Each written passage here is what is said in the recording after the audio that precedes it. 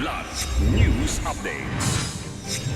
Mga balita ngayon, Javed Singson arestado sa kasong cyber libel. Nakalaya rin matapos makapagpiyansa. 4 na crew members nasawi sa sardine plant sa Zamboanga City. Defense Secretary Gibo Teodoro at pamilya nito idineklarang banned sa China. Ako po si Cesar Soriano para ihatid ang mga nangungunang mga balita sa buong kapuluan.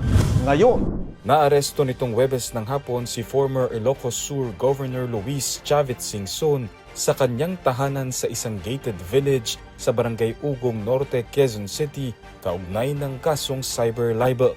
Ayon sa Quezon City Police District o QCPD, isinagawa ang pag-aresto batay sa warrant na inilabas ng Regional Trial Court ng Vigan City Branch 21 dahil sa umano'y paglabag sa Cybercrime Prevention Act of 2012.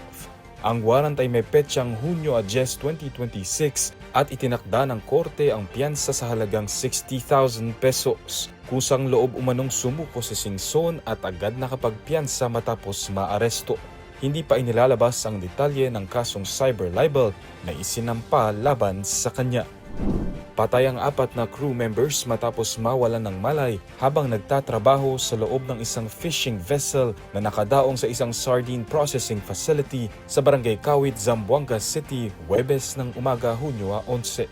Kinilala ang 3 sa mga nasawi na sina Ranilio Sanugal Jr., 27 anyos, John Edgar Dotilios, 22, at Arnold Bongkawe. Hindi pa tukoy ang pagkakakilanlan ng ika-4 na biktima. Ayon sa paunang investigasyon, bigla umanong nakaranas ng matinding pagkahilo ang mga biktima bago nawalan ng malay habang nasa loob ng bodega ng barko na nakadaong sa mega fishing shipyard. Agad silang dinala sa ospital ngunit idineklarang dead on arrival. Patuloy na iniimbestigahan ng mga otoridad kung kakulangan sa oxygen o naipong mapanganib na gas sa loob ng barko ang naging sanhi ng insidente. Ipinag-utos na rin ni Mayor Kaiden Adan Olaso ang full-scale joint investigation sa trahedya.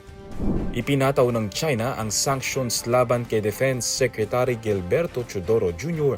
at sa kanyang asawa at anak na nagbabawal sa kanilang pagpasok sa mainland China, Hong Kong at Macau. Ayon sa Chinese Foreign Ministry, ang hakbang ay bunga umano ng paulit-ulit na pahayag ni Teodoro na itinuturing nilang nakasisira sa interes ng China at sa relasyon nito sa Pilipinas. Bukod sa travel ban, ipinagbawal din sa mga individual at organisasyon sa China ang anumang transaksyon o pakikipag-ugnayan sa kalihim at sa kanyang pamilya. Hindi tinukoy ng China kung aling mga pahayag ni Teodoro ang naging dahilan ng parusa. Sa mga naunang pahayag, sinabi ni Teodoro na wala siyang ari-arian sa China at wala rin siyang planong bumisita sa bansa. Kaugnay nito, tinawag ng Department of Foreign Affairs o DFA na isang unfriendly act ang naging hakbang ng China na maaaring magpakomplika sa bilateral relations ng dalawang bansa.